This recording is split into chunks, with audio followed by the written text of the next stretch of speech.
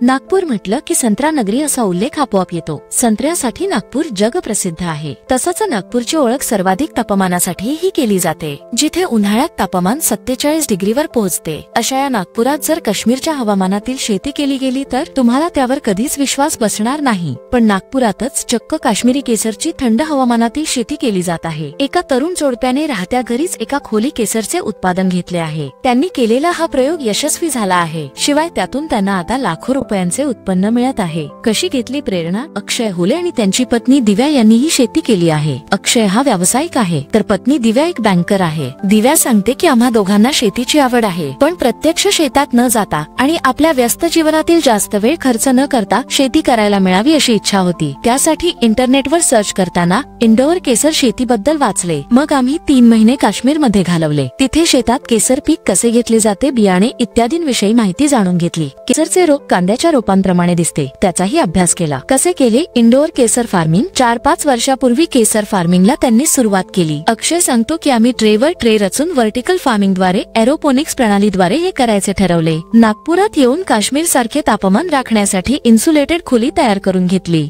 त्यानंतर प्रत्यक्ष प्रयोगाला सुरुवात केली। विजेचा पुरवठा सोलर यंत्रणेवरून घेतला, त्यामुळे वारंवार विजेच्या बिलाचा त्रास वाचला। काश्मीर मधून केसर बियाणे आणले होते, शिवाय एकदा त्याचे बियाणे घेतले तर नंतर विकत घेण्याची गरज भासत नाही। या रोपांतील बियाणे स्वतः मल्टिप्लाय होत राहतं, त्यामुळे तो खर्च देखील शून्यावर आणता येणे शक्य आहे, असंही त्यांनी सांगितलं। कितपत फायदेशीर आहे हा उद्योग? अक्षय सांगतो की ज्या व्यवसायात मागणी जास्त आणि पुरवठा कमी तो व्यवसाय केला तर दीर्घ काळ चालतो। या तत्वानुसार केसर फार्मिंग कडे पाहिले पाहिजे। आपल्या देशाला दरवर्षी सुमारे 135 टन केसरची आवश्यकता पडते, पण आपल्या देशात केवळ 10-15 टन केसरचे उत्पादन होते, ते सुद्धा काश्मीरात तयार होते। आपण केसर आयात करतो आणि त्याची गुणवत्ता देखील फारशी नसते हे पाहिलं होतं। त्यामुळे या व्यवसायात तुम्ही कितीही उत्पादन केले तरी कमीच आहे आणि स्काय इज द लिमिट अशी परिस्थिती या शेतीत आहे, असंही त्यांनी स्पष्ट केलं। केसर उत्पादनाचे मार्गदर्शन। सध्या अक्षय आणि दिव्या स्वतःचा केसर व्यवसाय सांभाळून अन्य लोकांना देखील या व्यवसायात येण्याविषयी उत्तेजन देत आहेत। त्याबाबतचे मार्गदर्शनही ते करत आहेत। छोट्या युनिटसाठी 8 ते 12 लाख रुपये खर्च येतो असा त्यांचा अनुभव आहे। इन्सुलेटेड खोली बांधण्यापासून बियाणे पुरवणे आणि संपूर्ण प्रशिक्षण देणे सुरू आहे। याशिवाय इतरांनी उत्पादन केलेलं केसर स्वतः विकत घेऊन त्याचे मार्केटिंग देखील ते करत आहेत। 1 ग्राम ऑर्गॅनिक केसर 630 रुपयांना आणि अर्धा ग्राम 350 रुपये असा दर मिळतो आहे। कृषी क्षेत्रातील मेक इन इंडियाचे हे अनोखे उदाहरण म्हणता येईल, कारण केसर आयातीवरील अवलंबन शक्य तितके कमी करून देशाला दर्जेदार केसर पुरवून या क्षेत्रात आत्मनिर्भर करण्याचा ध्यास